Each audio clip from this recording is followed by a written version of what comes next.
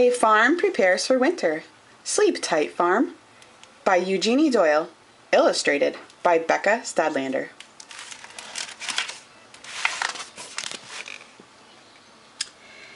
The December days shorten and darken. We are busy putting the farm to bed. With our crops mostly in, strawberries, raspberries, vegetables, honey, and hay, now is the time to prepare for deep frost, the coming wind and snow. Many hands make light work, Mom says. We shake straw over berry plants to blanket them from winter's frosty bite. Next April and May, they'll leaf out green and blossom white. In June, they'll give fruit so red and juicy we'll make jam and freeze berries to eat. Till summer comes again, we lick our lips remembering. Good night, strawberries covered with straw. We cut kale and chard and broccoli. We saw down tree-like Brussels sprout stems. We dig for the last carrots, beets, and potatoes to add to those stored in the barn. There they await winter markets and our own winter meals. Above in the hayloft, a mountain of harvested hay bales stands ready to sell. The fields rest brown and bare till Dad tills and plants a cover of oats and rye to protect and replenish the fields that gave us so much. Good night, fields, peaceful and still. Dad cuts back the raspberries before wind and snow can crack the canes. We cart the old brush to burn. Goodbye to last year's twigs and leaves with their bugs and spots. The promise of late summer's plump fruit lies in roots tucked underground. Good night, raspberries resting below. We stack wood by the house and in the sugar house too. It will heat our home all winter, and in early spring it will fuel the fire that boils maple sap into syrup. Good night, stacked wood waiting to work.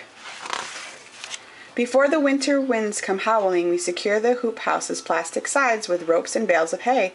Inside we float sheets of white cloth over the baby greens till the New Year's thaw. Safe under cover rest till leaves with mouth-filling names. Spinach, mizuna, tatsoi, arugula. Our winter salad greens will nap till strong sun can wake them. Last August, the hoop house grew so hot we rolled up the sides and flung open the doors, while picking tomatoes, melons, and heat-loving okra. Now we button up, the perfect shelter for changing weather. Good night, hoop house, wrapped up tight. We board up chinks in the chicken coop and set a timer to give the hens the light they need to lay eggs all winter. We fluff the nests with hay, plug in the water heater, scoop fresh grain. We collect the day's eggs, fragile gifts from our friends. Good night, chickens, snug in your coop.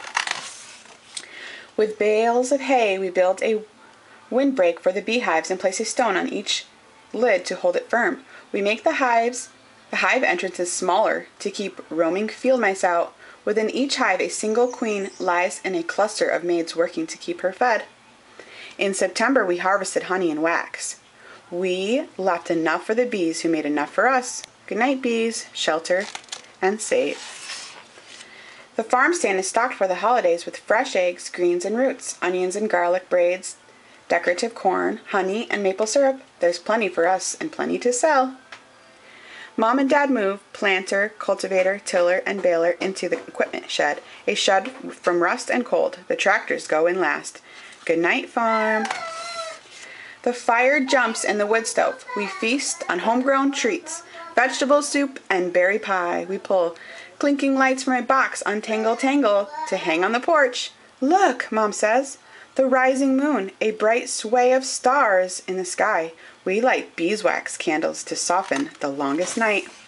The farm is ready for down quilts of snow, the shh of the wind. Dad tucks us in. Good night, farmers. Sleep tight. Sleep tight, farm.